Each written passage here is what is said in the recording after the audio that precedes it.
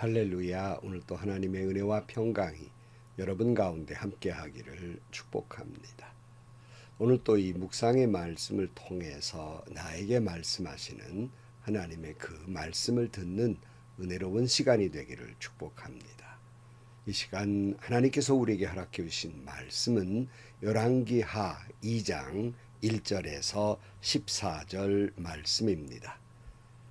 주님께서 엘리야를 회오리 바람에 실어 하늘로 데리고 올라가실 때가 되니 엘리야가 엘리사를 데리고 길갈을 떠났다. 길을 가다가 엘리야가 엘리사에게 말하였다. 나는 주님의 분부대로 베델로 가야 한다.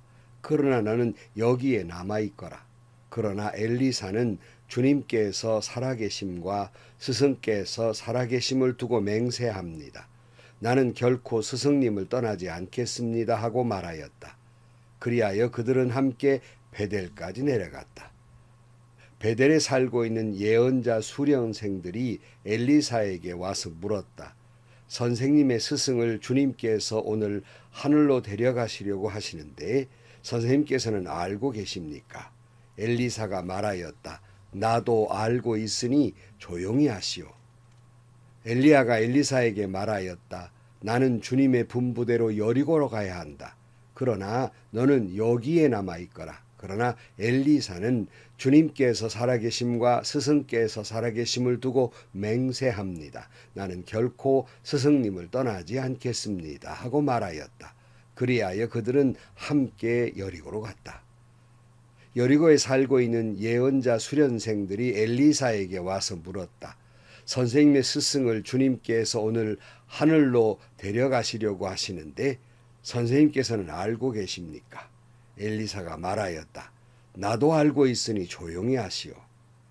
엘리야가 엘리사에게 말하였다. 나는 주님의 분부대로 요단강을 가야 한다. 그러나 너는 여기에 남아있거라. 그러나 엘리사는 주님께서 살아계심과 스승께서 살아계심을 두고 맹세합니다. 나는 결코 스승님을 떠나지 않겠습니다 하고 말하였다. 그리하여 두 사람은 함께 길을 떠났다. 예언자 수련생들 가운데에서 50명이 요단강까지 그들을 따라갔다. 엘리사와 엘리사가 요단강가에 서니 따르던 제자들도 멀찍이 멈추어 섰다. 그때 엘리야가 자기의 겉옷을 벗어 말아서 그것으로 강물을 치니 물이 좌우로 갈라졌다. 두 사람은 물이 마른 강바닥을 밟으며 요단강을 건넜다. 요단강 맞은쪽에 이르러 엘리야가 엘리사에게 말하였다. 주님께서 나를 데려가시기 전에 내가 내게 어떻게 해주기를 바라느냐. 엘리사가 엘리야에게 스승님이 가지고 계신 능력을 제가 갑절로 받기를 바랍니다 하고 대답하였다. 엘리야가 말하였다. 너는 참으로 어려운 것을 요구하구나. 주님께서 나를 너에게서 데려가신 것을 내가 보면 내 소원이 이루어지겠지만 그렇지 않으면 그것이 이루어지지 않을 것이다. 그들이 이야기를 하면서 가고 있는데 갑자기 불병거와 불말이 나타나서 그들 두 사람을 갈라놓더니 엘리야만 회오리 바람에 싣고 하늘로 올라갔다. 엘리사가 이 광경을 보면서 외쳤다. 나의 아버지, 나의 아버지, 이스라엘이 병것이며 마병이시여. 엘리사는 엘리야를 다시 볼 수 없었다. 엘리사는 슬픔에 겨워서 자기의 겉옷을 힘껏 잡아당겨 두 조각으로 찢었다. 그리고 엘리야가 떨어뜨리고 간 겉옷을 들고 돌아와 요단강가에 서서 엘리야가 떨어뜨리고 간 그 겉옷으로 강물을 치면서 엘리야의 주 하나님 주님께서는 어디 계십니까 하고 외치고 또 물을 치니 강물이 좌우로 갈라졌다. 엘리사가 그리로 강을 건넜다. 아멘. 엘리야, 그 이름의 뜻은 여호와는 하나님이시다라는 뜻을 가지고 있습니다. 엘리야는 일평생 여호와는 하나님이시다는 말씀을 선포한 사람입니다. 그것도 이스라엘 역사 가운데에서 가장 악한 아합 왕 시대에 하나님을 선포한 예언자입니다. 갈멜산에서 우상 숭배하던 자들과 대결하여 승리를 거두었고 과연 여호와는 하나님이시라는 것을 눈으로 보여준 사람이며 그런 과정에서도 그저 실망해서 쌀인문 앞에 엎드려서 죽기를 구하기도 했고 흔들리기도 했으며 이세벨의 분노 가운데 무서워 도망가기도 했던 그였지만 그럼에도 불구하고 하나님은 그를 때로는 까마귀로 먹이시고 사르밧 과부를 통해서 그를 살려주십니다. 그리고 아합의 아들 아하시아에게 죽음을 무릅쓰고 하나님의 말씀을 선포하며 사명을 다한 사람입니다. 그런 하나님의 사람도 이제 사명을 마칠 때가 된 것입니다. 하나님은 그를 하늘로 들어 올리십니다. 여러분, 모세가 죽어서 무덤을 남기지 아니했던 것처럼 엘리야도 죽어서 시신을 남기지 아니했고 예수님은 죽어서 성천하십니다. 이 세 사람은 어느 한 장면에 같이 나오는 장면이 있죠. 바로 그것이 변화산입니다. 모세와 엘리야와 예수님 이 세 분이 모여서 말씀을 나누는 장면을 우리가 보게 됩니다. 이 세 분의 모습은 다 비슷한 모습을 다 가지고 있습니다. 저는 참 모세를 부러워하는 것은 무덤도 남기지 아니하고 호련히 연기처럼 사라졌다는 것입니다. 얼마나 귀한 일인지 몰라요. 요즘 제가 마음이 좀 상한 것은 정말 우리가 존경하는 목사님들이 계시는데 그분의 그저 이름을 따라서 저 아무개 목사님 기념 예배당, 아무개 목사님 수련관, 아무개 목사님 기념관 등 그 이름을 들어서 자꾸 돌에다 새겨놓는 것을 보면서 마음이 아픕니다. 아무리 존경하는 목사라도 하나님만 드러나야지 사람을 기념해서는 안 된다는 말씀입니다. 오히려 그것은 그분을 욕보이는 것입니다. 여러분 혹시 은퇴를 앞두고 계십니까? 연기처럼 사라져야 합니다. 모세와 같아야 합니다. 사명을 다한 사람의 뒷모습은 연기처럼 사라지는 것이에요. 무슨 기념관, 무슨 기념책, 설교집 이런 거 남기는 거 옳지 않다고 생각을 합니다. 그래서 참 엘리야가 부럽다 그런 생각을 갖습니다. 또 하나 그 엘리야가 부러운 것은 죽음을 겪지 아니하고 하늘로 불려 올려졌잖아요. 하나님께서 그저 불병과 마병을 동원해서 그를 하늘로 올려간 그 모습을 보면서 우리도 그렇게 엘리야처럼 저렇게 갈 수만 있다면 얼마나 좋을까 하는 부러운 마음이 됩니다. 그리고 예수님 다시 오실 때 우리의 부활을 기대해 보기도 하는 것입니다. 이제 엘리야의 그 마지막 행진을 보게 되는데요. 엘리야가 마지막 하늘로 올라가기 전에 가르치던 제자들을 하나하나 찾아보는 광경입니다. 오늘 1절 말씀에 보면 주님께서 엘리야를 회류바람에 실어 하늘로 데리고 올라가실 때가 되니 엘리야가 엘리사를 데리고 길가를 떠났다. 길을 가다가 엘리야가 엘리사에게 말하였다. 나는 주님의 분부대로 베델로 가야 한다. 그러나 너는 여기에 남아 있거라. 그러나 엘리사는 주님께서 살아계심과 스승께 살아계심을 두고 맹세합니다. 나는 결코 스승님을 떠나지 않겠습니다 하고 말하였다. 그리하여 그들은 함께 베델까지 내려갔다. 아멘. 그러니까 이제 하나님께서 엘리야를 데려가신다는 걸 예언자들도 알고 제자들도 알고 자신도 알기 때문에 이제 엘리야는 그 제자들을 찾아가서 마지막 인사를 나누려는 그런 심정인 것 같습니다. 그러니까 베델로 내려갔을 때도 거기 수련생들이 이제 엘리야를 하나님이 데려가신다는 걸 알고 있었습니다. 그래서 이제 자기 제자 엘리사는 여기 남아있고 내가 베델로 좀 가야겠다 그랬더니 엘리사가 그저 죽으면 죽었지 결코 스승을 떠나지 않겠다고 그저 따라다닙니다. 베델에 갈 때에도 여리고로 갈 때에도 요단강을 건널 때에도 한시도 스승을 떠나지 않는 모습을 볼 때 엘리사가 얼마나 그 스승 엘리야를 존경했고 사랑했느냐 하는 것을 잘 알 수 있습니다. 제가 섬기던 교회에서 제가 위임 목사로 임직을 받을 때 제가 펑펑 울었습니다. 왜냐하면 제가 존경하는 안경원 목사님이 계셨더라면 오셔서 이런 때 오셔서 격려도 해주시고 칭찬도 해주시고 기뻐하셨을 텐데 그 제가 존경하는 분이 계시지 않다는 게 너무너무 섭섭했어요. 그래서 펑펑 울었더니 존경하는 어느 목사님이 제게 그래요. 이 목사님 너무 그렇게 마음 아파하지 말어. 그래도 이 목사님 마음에 존경할 만한 목사님이 계신다는 것이 축복이야. 그렇게 말씀을 해주세요. 저는 그 말씀을 듣고 어떻게 위로가 됐는지 또 과연 그런 목사님을 내 마음에 품고 있다는 것은 내게 축복이다. 그런 생각을 가져보았습니다. 정말 여러분, 내가 교만해서 존경할 만한 사람이 없을 뿐이지 다시 한번 바라보면 우리 주변에는 존경할 만한 분들이 참 많이 계세요. 그러므로 여러분, 존경하는 스승이 있다고 하는 것은 그 자신에게 행복한 것이지 스승에게 행복한 게 아니에요. 여러분에게 누군가를 존경할 수 있다면 그건 여러분의 축복입니다. 오늘 8절 말씀입니다. 그때 엘리야가 자기의 겉옷을 벗어 말아서 그것으로 강물을 치니 물이 좌울로 갈라졌다. 두 사람은 물이 마른 강바닥을 밟으며 요단강을 건너갔다. 그랬어요.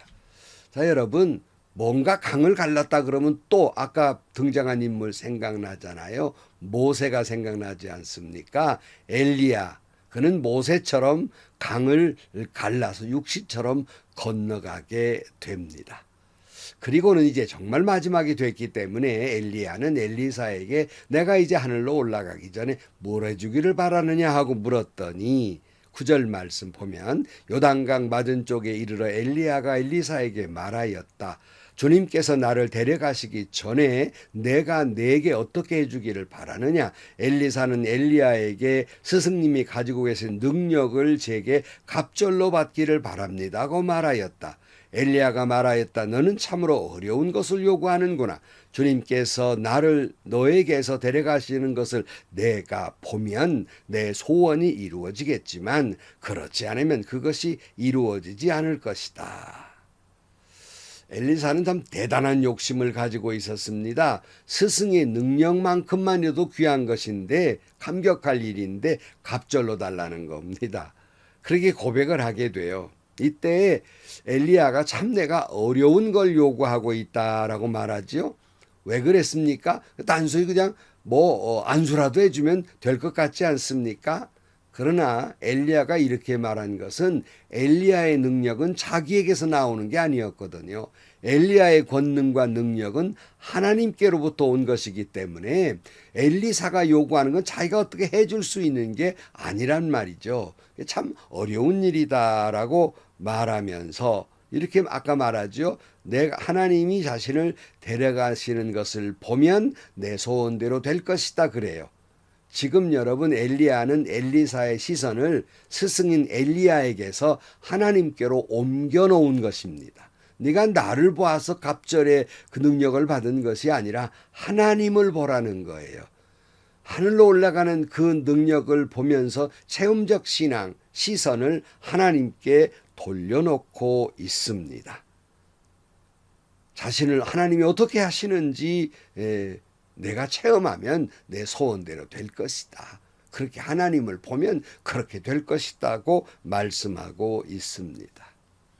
또 하나 참 마음 아픈 얘기를 하면 여러분 요즘 교회에서 목사가 보여서는 안 되는데 오직 하나님만 보여야 되는데 여러분 목사를 통해서라도 하나님이 보여야 하는데 요즘 교회들마다 하나님은 보이지 않고 사람이 보여요. 목사가 보여요. 장로가 보여요. 큰일 날 일입니다. 목사가 하나님처럼 행세하는 가짜 목사가 있어요. 장로가 교회의 주인 행세하는 가짜 장로가 있어요. 사랑하는 성도 여러분, 여러분의 교회가 목사가 보여서는 안 됩니다. 장로가 보여서도 안 됩니다. 오직 하나님만 보이기를 축복합니다. 오직 하나님만 바라보기를 축복합니다. 엘리야 여호와는 하나님이시다. 선포하기를 축복합니다.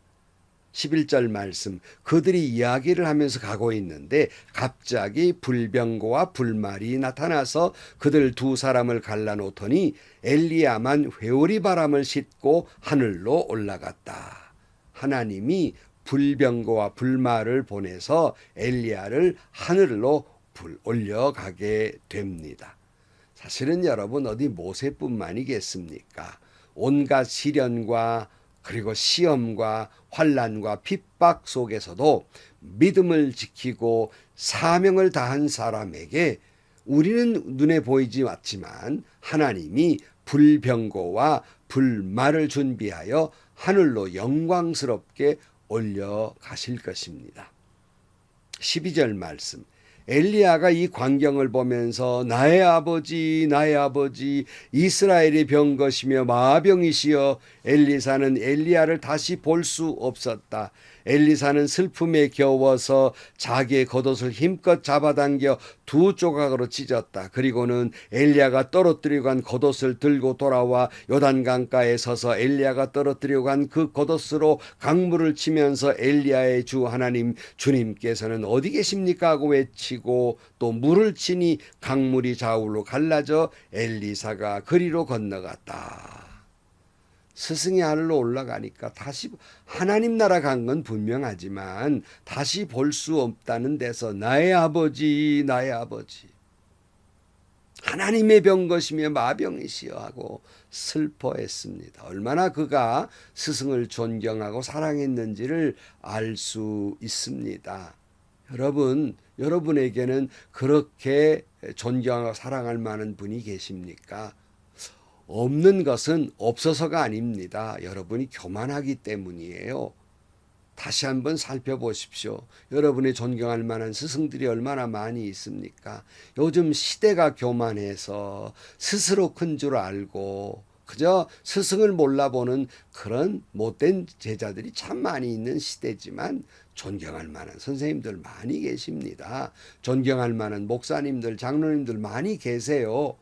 다시 한번 바라보시기를 축복합니다. 그런데 여기서 엘리사가 엘리야가 떨어뜨리고 간 겉옷을 듭니다. 자기의 겉옷은 둘로 짝짝 찢어버리고는 겉옷을 들고서 요단가에 서서 자기 스승처럼 그저 강을 치니까 둘로 갈라졌다.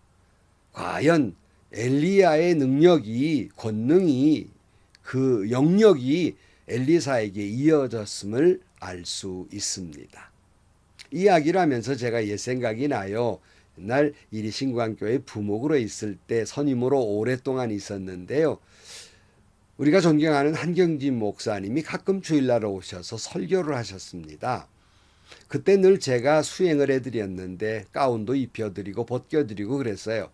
근데 설교가 끝나면 가운을 벗고 이제 안경훈 목사님하고 같이 나가시면 저는 얼른 그 한경직 목사님이셨던 가운을 얼른 입어봅니다. 그리고 오늘 본문 장면을 생각해요. 하나님, 엘리야에 주었던 그 능력이 엘리사에게 갑절로 입혀졌던 것처럼 저는 갑절은 원하지도 않습니다. 그림자만 같아도 좋겠습니다. 제게 그 능력을 주옵소서. 이렇게 기도하면서 여기 엘리야와 엘리사의 장면을 늘 떠오르곤 합니다.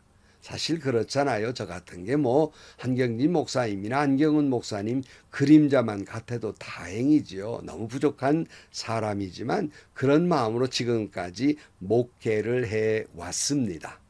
자, 여러분, 한 시대는 갔지요. 엘리야는 하늘로 올라갔어요. 이제 엘리사가 그 사명을 이어받게 됩니다. 준비해 놓은 하나님의 종입니다. 여호와는 하나님이시다. 엘리야의 능력이 엘리사에게 갑절로 주어진 것처럼 여러분에게도 하나님의 놀라운 은혜와 능력이 성령의 역사가 여러분에게 덧입혀져서 여호와는 하나님이시다 그렇게 외치며 능력이 갑절로 입혀진 것처럼 외치며 사는 것도 갑절로 충성하는 여러분들이 되시기를 축복합니다. 기도하시겠습니다. 하나님 아버지, 엘리사와 엘리야의 모습은 얼마나 아름다운 스승의 관계인지 모릅니다. 오늘날 학교에서 선생님과 제자들 사이가 그럴 수 없게 추락하며 오늘날 교회 안에서 목사와 성도님들 사이에 존경이 사라진 지 오래가 되어버리고 말았습니다. 결코 누가 나빠서가 아니라 좋은 일이 아니라고 생각합니다. 주님, 우리 마음에 다시 한번 존경과 사랑을 회복시켜 주셔서 존경하며 사랑하며 살게 하여 주옵소서. 엘리사에게 주었던 그 능력도 우리에게도 허락해 주셔서 하나님의 은혜가 충만한 저희들, 하나님의 능력으로 살아간 저희들이 되게 하여 주옵소서. 예수님의 이름으로 기도하옵나이다. 아멘.